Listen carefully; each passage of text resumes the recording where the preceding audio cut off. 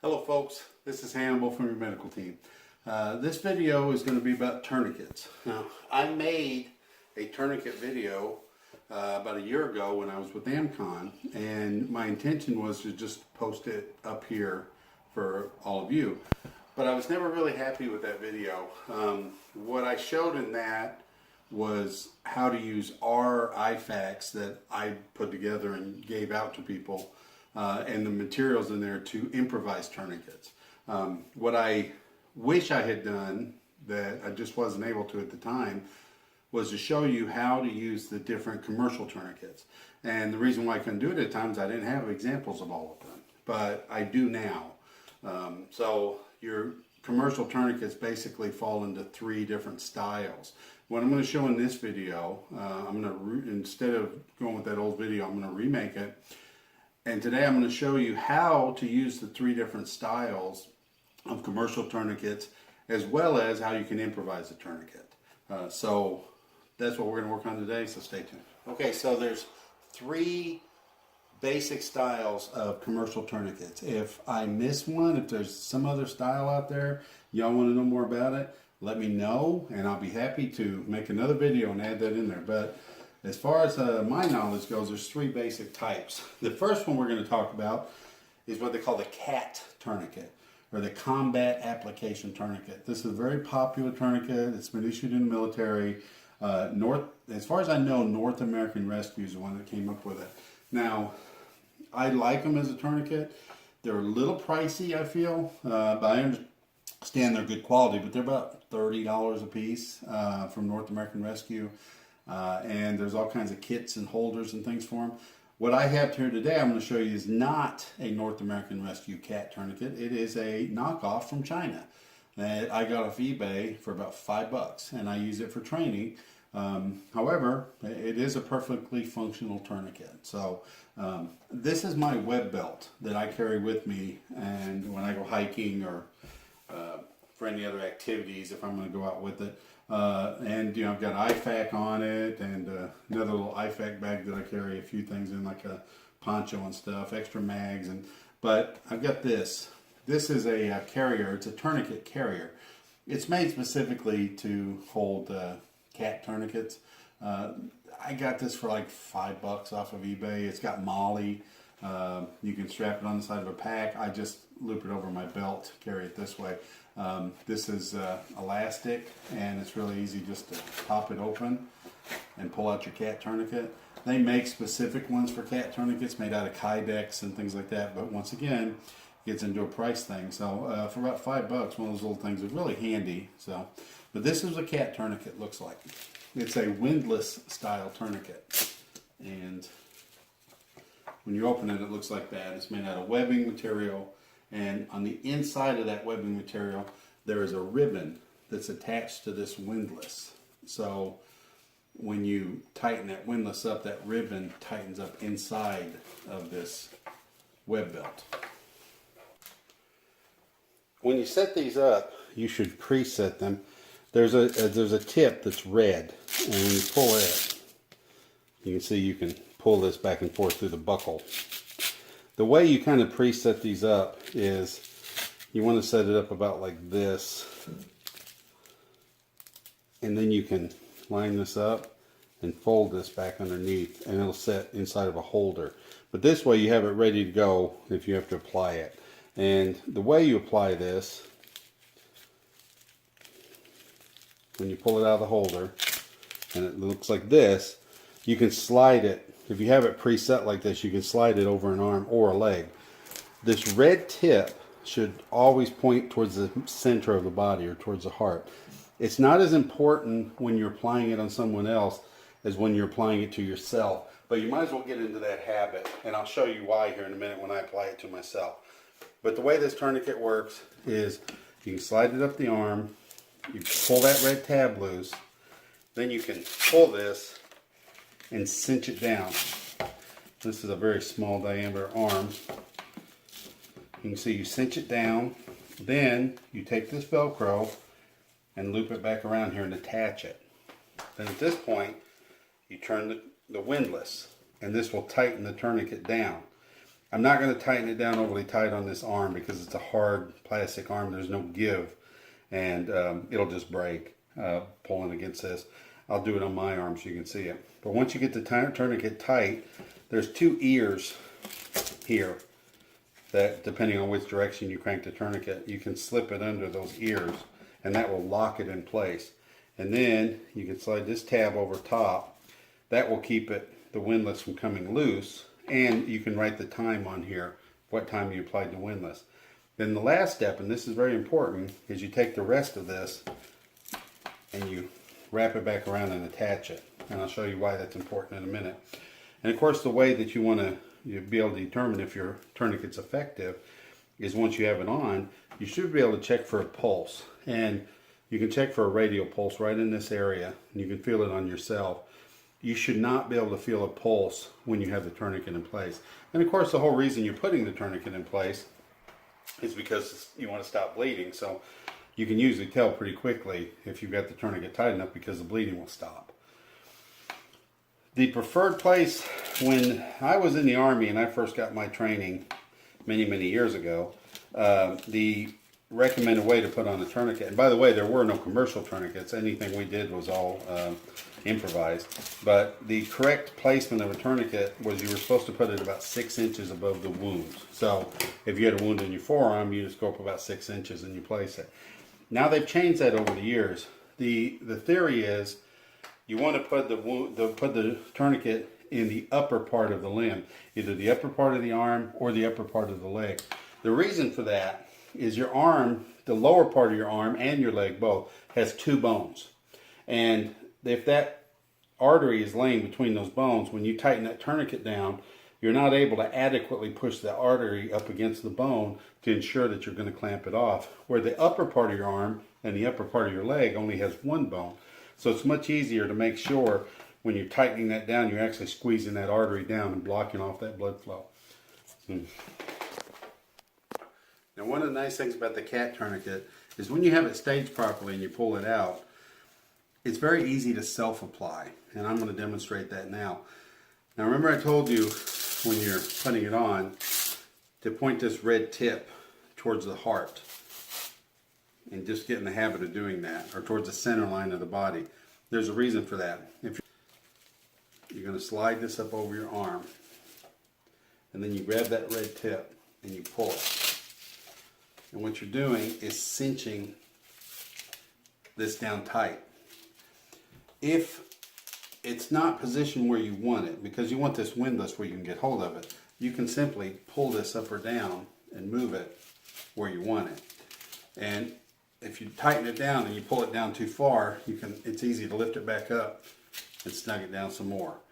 If you have that red tip pointed away from your body, that makes it much more difficult to do. Because what happens is, when you're trying to cinch that thing tight, you've got to cinch it away from you like this, and you end up pulling it back this way.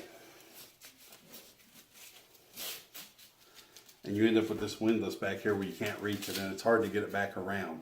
So that's why it's just better to get in the habit of keeping that red tip pointed towards the center line of your body, even when you're applying it on somebody else, and that just makes it easier for you to control it. So we're going to pull this down and snug it down, and you're going to fasten that Velcro. All right, and I've got the windlass here where I can get my grip on it. And I'm going to tighten down the windlass. Now, as I said, this is not a North American Rescue tourniquet. This is a cheaper knockoff tourniquet. But I don't have a pulse, so it's worked. I thought I was going to have to crank it another crank, but that's enough right there to obliterate my pulse. My arm's already going numb. Now I've locked that in underneath those ears. Take this tab and pull it across. Now you pull this over and fasten it under there. If you have enough Velcro left for it to fasten. If you have it tight enough, it may not. But the reason you want to pull that down and get it out of the way is if you leave it dangling like this, when you go to transport the patient, or if you go to move yourself, if you do that, you've just released it. it's loose now, see? So it's important to take that extra and tuck it. So the cat tourniquet, it's a very good tourniquet. There's nothing wrong with these at all. I like them. The only complaint I have is the price. Next kind of tourniquet I'm going to talk about is the RATS tourniquet. And I don't remember what that stands for. Something like Rapid Application Tourniquet. I could look it up on the internet and tell you, but I really don't even care to. I don't like these things. But I'm going to show you one just so you know what it is. So this is what a RATS tourniquet looks like.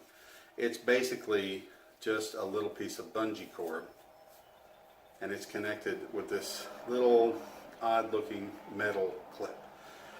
The way this tourniquet works is you take one end of it, you take the end of it I should say, and you put it through this hole and pull it up, and you leave a little loop like this. And then these two ears, they're sort of like a cleat on a boat, if you've ever, and you can wrap it around these cleats to lock it in place. So let's go over the mannequin and I'll show you how this one is applied. Okay, so the way you apply the RATS tourniquet is you just lay it over the arm and you take that free end and you put it through this loop that you made. Then you cinch it tight on the arm and then you wrap it. And you just wrap it around, pulling it tight. This mannequin arm is hard to work on, it flops around a lot. You wrap it around like this, and then when you get it where you want it, you loop it around this cleat to lock it in place. And that's all there is to it. Very simple to apply. It's a little harder to do it to yourself, but as far as putting on a second person, it's not bad. I don't like these. I think I already said that. I'll say it again. I don't like these. What I've heard people say is that these are good for children and dogs. It's not overly difficult to self-apply this, but I have a very hard time occluding my pulse when I put this on. It just does. It's not very effective. It doesn't work good for me. Maybe I just got pretty good sized arms. I don't know, but it's not hard to self-apply. You just lay it over your arm, feed it through that loop, and then you can cinch it tight. The other thing I don't like about this is when you get it stretched, that basically it's like a shoestring around your arm. It's a very small surface area, so it does tend to cut into those tissues. Now, I still have a pulse, so that's not tight enough, and that's very painful. It's really cutting into my arm, and it's a lot tighter than what I had to put the cat tourniquet on, and I still didn't include my pulse. So I'm gonna try again. I don't know if I can get this thing tight enough to occlude it.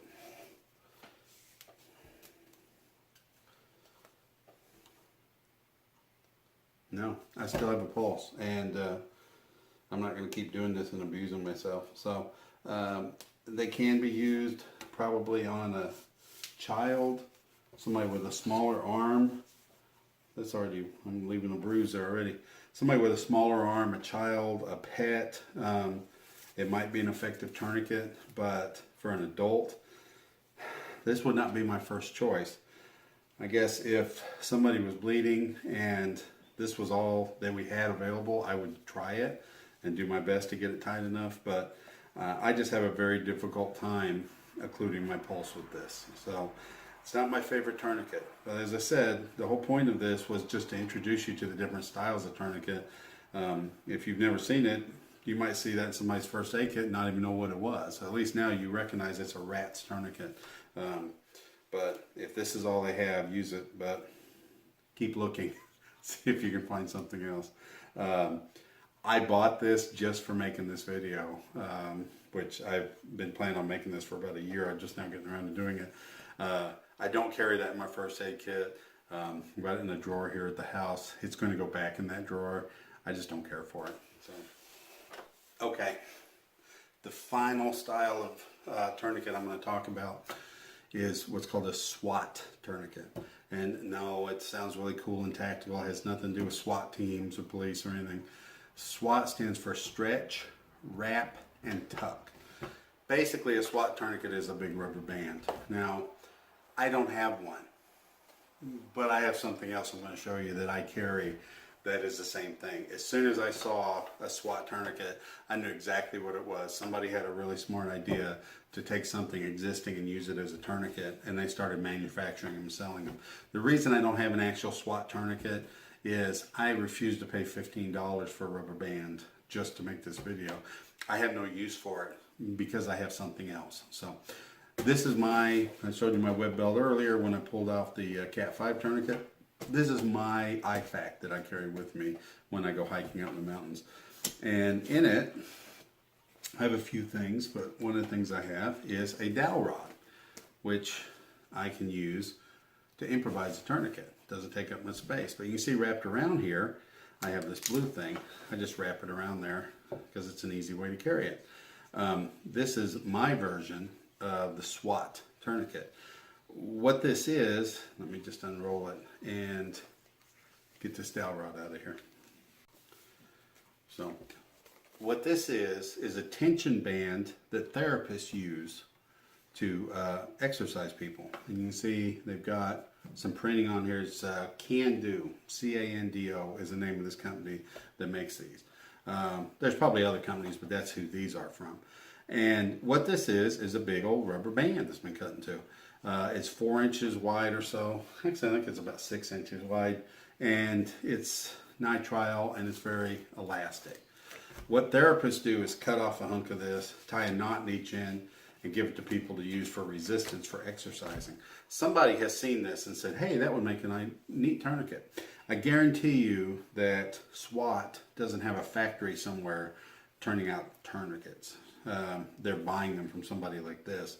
The only thing different between this and like a SWAT tourniquet is SWAT puts some printing on there that has like some little shapes. They have like a square and they have an oval. And the idea is when you pull this and you get it to the correct tension, that those will change shape. The oval becomes a circle and the square becomes a triangle. I think in an emergency situation, if you're applying it, you're not going to be sitting there looking at that. You're going to put it on and check and see if they have a pulse. So this is basically what a SWAT tourniquet looks like. I'm not going to pay 15 bucks for them. I can get these free from work all day long. So I have probably half a dozen of these cut to 4-foot lengths.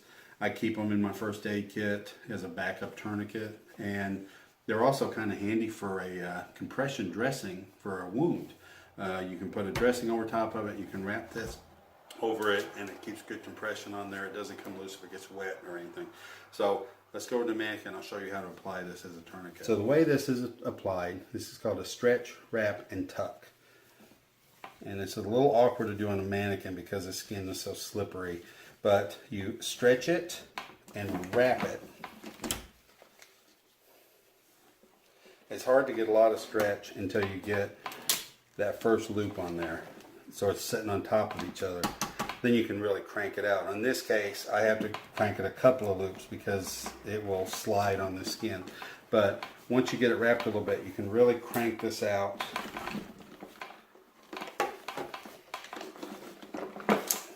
This mannequin is not cooperating. And you just stretch it and wrap it. Nice and tight.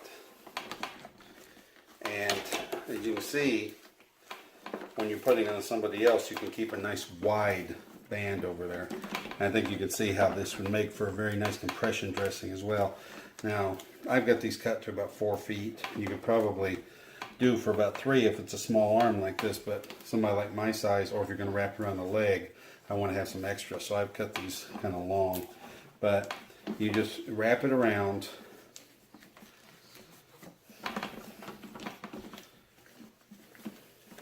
And when you get to the end, the idea is just to tuck it under, the stretch, wrap, and tuck. The way I would do it is you cut a couple fingers under there on that last loop and then pull it through.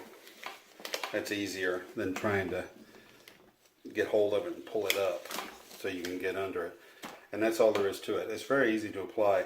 I've heard these criticized, they're not very good tourniquets. and they aren't great, but I would take one of these over a rat's tourniquet any day of the week.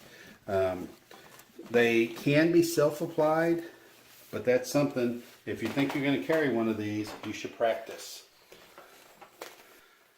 Self-applying one of these is going to be tough. It can be done. I've done it myself, and I'm going to do it here in a minute. But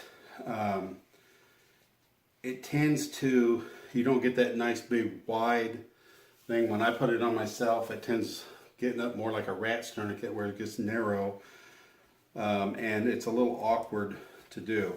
If you're going to carry one of these, which I think is a good idea, if nothing else, they make really good compression dressings. So like I said, I always keep one in my first aid kit. But if you're going to carry one and you think you might want to use it as a tourniquet someday, practice. If you got a friend who's a physical therapist or anybody that works in a hospital or a nursing home setting, see if they can't hook you up with some of these. It's all over the place. If I had a group, what I would probably do, and when I put out the IFAC kits for AMCON, and I say we, it started as a group effort, but to be honest with you, by the time it was done, it was 99% me. I put together those IFACs and distributed them for free with donated materials. I kind of wished that I was able to put these in afterwards. I thought about it and thought it would have been really nice to get enough of these that I could have put in the kits. But I just didn't think of it at the time I was making them. And also, money was pretty tight. That stuff was all donated materials. But if I had a group, then I was going to do these. This stuff, these exercise bands, you can buy this off of Amazon. It comes in different colors. This is a blue. This is the strongest that we have at work. I've also got a green one, which is the resistance below that. I've used that, and that works fine too. I can use that on myself. It's a little more stretchy. There's a black, which is above this, and then there's a couple more above that. I would like to actually try the black. I think that would probably even be better. That's most of the SWAT tourniquets are black, so I have a feeling that's the material they're using, although they do make some other ones, some other colors. They make an orange and I think a green. That they say the green is for training, and the orange is supposed to be like for paramedics and stuff. But these exercise bands come in different colors too, so I think they're just using the different material. But I digress. The black would be good. What I was doing, if I had a group, you can buy a roll of this, 50 yards for 50 bucks, something like that. So basically $1 a yard. And I make these a little longer than a yard. Like I said, I go to about 4 feet with them. I don't actually measure them. I just kind of roughly pull out about 4 feet. You could get by with a yard, but like I said, for wrapping a leg, I think I'd want 4 feet.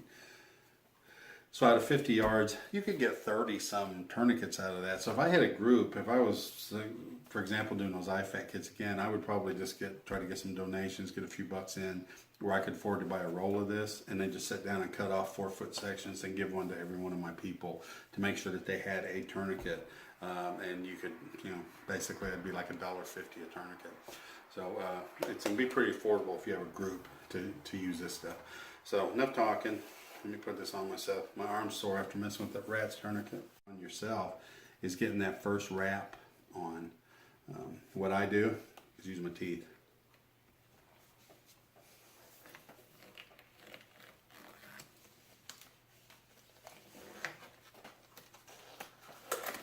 See, that's all you got to do is get that first wrap, and now it won't slip. But you can see how it's rolled up and it's getting tight. But it's harder when you're putting it on yourself to keep it wide, but it works. So, and the other part that gets difficult is the tuck part. Now you got to try to, you get to the end of it, you got to try to get a loose end up to tuck this under. And a little bit of trick to that, but it's on there, so no pulse. So I can feel my arm getting numb. So it can be self-applied. It's not the easiest one. It's not as easy as a cat tourniquet, but you can do it. The other thing I like about this is it's so small. When you roll it up, it's soft, it's flexible, it's not stiff and hard like a cat. It's a lot easier to carry this. You could stick this in your pocket rolled up. Like I said, I've showed you, I just roll it around my dowel rod and throw a rubber band around it, so I have it in there in my kit, and I can pull them both out pretty easily. It's not my main tourniquet. I've got that cat tourniquet I carry, but I keep this in my kit for a backup tourniquet. So the SWAT tourniquet, I like them.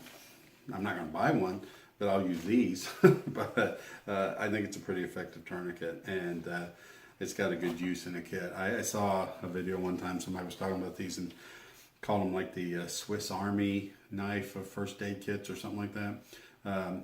You know, you could make a sling out of this if you had a broken arm. You could cut this into shorter pieces like this, and if you were out hiking, somebody had a broken leg and you had to splint it, you could put the splint and you use this to fasten the splint, you know, like 3 of them down the length of it. You could use this if somebody had twisted an ankle out on a hike. You could wrap this around the ankle to put some good compression on it to keep the swelling down if they had to walk out. If I sat here, I could probably think of another dozen uses I could use this for in a first aid kit. So it's a pretty handy little thing to keep in there. So that's a SWAT tourniquet. Okay, now the last thing I want to talk to you about with tourniquets is improvised tourniquets. When the very first aid training I ever received was when I was in the Boy Scouts. And then after that, when I joined the Army. And we didn't have tourniquets. There was no such thing. I've never heard of a commercial tourniquet. A tourniquet was something that you improvise. And we learned in both Boy Scouts and the Army and later first aid classes as I got older in different occupations and different jobs and things, was how to improvise tourniquets. Now that's fallen out of fashion. I hear all the time, you know, improvised tourniquets aren't effective. And I've heard some stats about this Boston bombing that something like 90% or 97% of the tourniquets that were improvised failed, you know. Well, that's not because improvised tourniquets are bad. That's just because those improvised tourniquets were bad. If you know how to properly improvise a tourniquet, you can make a very effective tourniquet. The people who are promoting the fact that you have to have a commercial tourniquet are the people who manufacture commercial tourniquets. And they are the ones who will say, you cannot do an improvised tourniquet. They're not effective. They won't work. You know, it's a big waste of time. And that's nonsense. You can improvise a tourniquet. I'm just going to show you one way. When I made the IFAC kits for AMCON that we gave out, I showed people how they could use those materials to improvise a tourniquet. That was the first tourniquet video I made. I'm not going to go real depth into that. I'm just going to show you show you an example and give you some other ideas of how you could improvise a tourniquet if you had to. So let's go to the main thing. All right, when you're selecting material to improvise a tourniquet, it's got to be something pretty stout. You can use an article of clothing from your patient. If you've got a pair of trauma shears, you can cut a strip of their t-shirt, you can cut a strip of their pants. What I included in our IFACs that I said use is Curlex, which is super handy stuff for a variety of things. Packing wounds, dressing wounds, it's just a roll of gauze. And it doesn't look like much, but this stuff is actually pretty tough. I have made tourniquets out of this before. What I would do is probably wrap a double wrap there and cut off a piece of it. You can put this over the arm, tie a knot, and then lay a stick. That's why I always carry that little piece of dowel rod in my IFAC. You can use that with anything. And you tie it over top of the stick.